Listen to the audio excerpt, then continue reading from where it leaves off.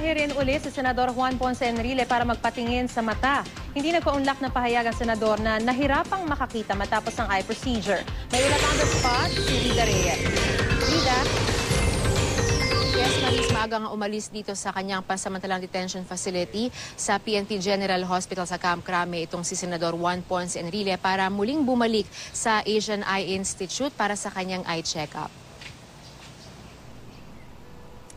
6:45 a.m. kanina, Maris, nang isa-isang lumabas dito sa PNP General Hospital ang convoy na nag-escort kay Senador Enrile patungo sa Makati. Bantay sarado pa rin siya ng mga tauhan mula sa PNP CIDG at pati ang medical team na nakatok ang mag-monitor sa health condition ng senador. May 30 minuto rin, Maris, na nanatili si Enrile sa loob ng Asian Eye Institute. Sa pagkakataong ito, nagpasya ang senador na wag munang magpaunlak ng pahayag sa media matapos indahing nasisilaw daw siya at hindi makakita.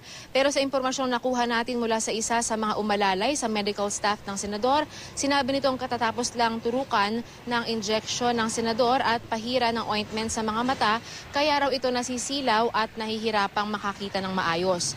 Sa kabila niyan, Maris, maayos naman daw ang kondisyon ni Enrile nang isagawa ang naturang check-up.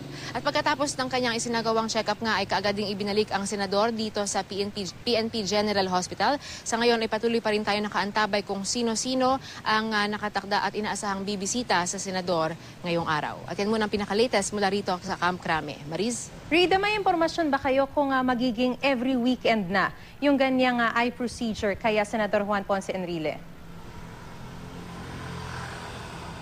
Maris, kasama yan dun sa natanong natin kanina dun sa isang medical staff at sinabi niya na hindi raw sila sure kung ito raw ay magiging weekly na.